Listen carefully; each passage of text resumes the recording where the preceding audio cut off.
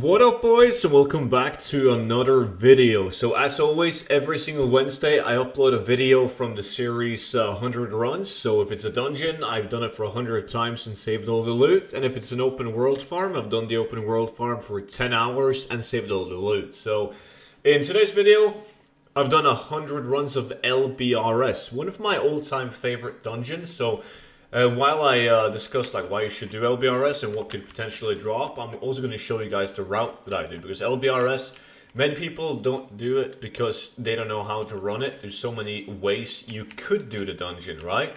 So obviously I do it in my druid with a speed set, and I bring the scroll of unlocking so I can actually open up these chests, like the locked ones, because there's a lot of chests in the dungeon. So you have this spawn right at the beginning. And then there's several other spots that I'm going to show you along the way that where the chest could be. So there could be a chest in this corner right here. And there can be another chest in this corner actually. That could be spawned right here too. And then it could also be spawned right here. So that is like the first spawn of chests. So you're always going to get a couple of chests in the dungeon, but some of them are locked. So if you have a rogue or a profession that allows you to open up chests, that's pretty good. So what am I after in LBRS?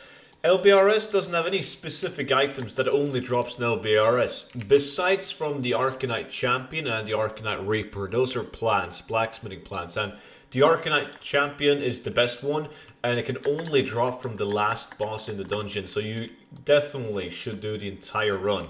So make the MLG jump right there, go into this troll area and kill these guys too. But besides from those two specific items, the only steady gold in this dungeon, I guess, is from the shadow silk that you get when you kill the spiders, which we will get to in a bit. And that leaves open world items, like open world items they can drop from any zone.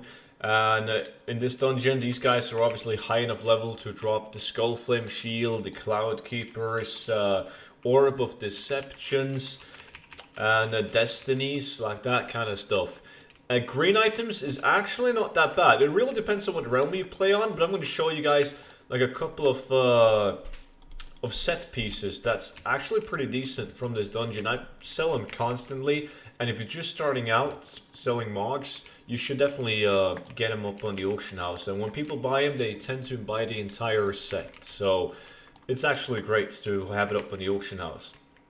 And I'm not looting when I'm doing this run, which I never do when I show you guys the route that I use, because I don't want it to be loot from 101 runs, but 100. And I know there could be a good drop on these guys, but I'll never know. I look at it that way. I will never know. I'm just going to be happy with the fact that there's going to be nothing. So these guys right here, there you go. That's another chest spawn. This one right here, so we're going to open up that one too. You never know. I always need to take a sneak peek in the chests. Nothing of interest in that one. So here we are at the spiders. These are the ones that drops the shadow silk, and I made so much gold farming LBRS. I just did like 10 skip runs just to get to the spiders whenever the shadow weave mask was a thing back in the days when you had to get it for the secret mount. Made a fortune on that one. And LBRS is like one of the dungeons similar to BRD. Like if you don't have a speed set, you might find yourself in a trouble like doing actually like full runs on it too, because that's another chest right there. Because the dungeon is quite long, so you might have to instead of doing the MLG jump into the troll area that I did, you might have to jump down directly to the orcs if you're not fast enough. Sometimes when I'm streaming and I'm farming this, I slack and I actually got to do one jump run myself because there's not time enough to do this exact route 10 times, even though I have a speed set. Let's see, killing these. I usually just skip these guys in here. And then I've got to kill these two. And there's 2 potential chest spawns right here as well. Like you can have one chest spawning with this pack, and then you can have one chest spawning in the corner with these 2 guys. So now we're closing in towards the end of the dungeon. As I said, it's really important it's better to rush and get like 10 last boss kills in than to do, let's say 8 runs where you kill a lot of ads.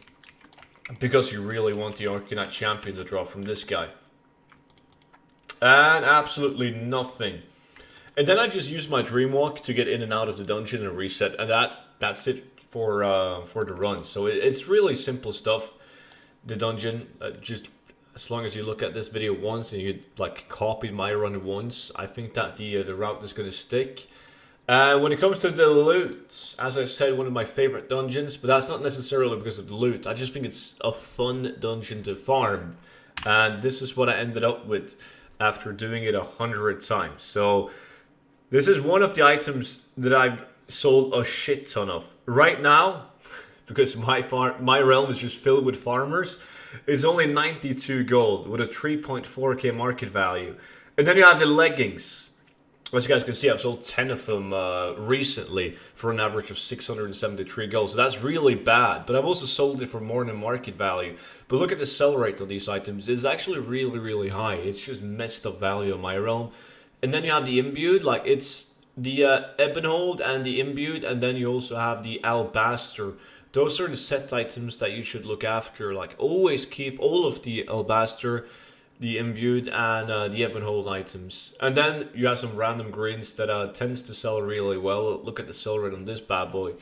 Really good. So blue items, I actually got one Orb of Deception, 20,000 gold. Got the White Soul Helmet. If you guys, if you get this one, you should craft it. I've sold so many White Soul Helmets crafted. And then I got myself one pattern for the Mooncloth Shoulders. In terms of epics, double Axe of the Deep Woods is always fun when this one drops on your loot appraiser, because that is market value of 25k, so it like pops up. Always gets me hyped up, but on my realm it's 1,000 gold. Then I got myself one Dwarven Hand Cannon, one Sash of Mercy, and the best item being the Cloud Keeper Leg Plate. So no Skullflame Shield, unfortunately, which means that when I use my add-on right here, we're only sitting at 81,000 gold. Like, if I were to put these items up on the auction house and I were to sell for the current price on my auction house, it would only result in 81,000 gold. Now, I've sold the Cloud Keepers alone for over 80,000 gold. So the economy right now is extremely bad. And even though this would just average like 8,000 gold an hour doing this. That's without the Shadow Silk, by the way.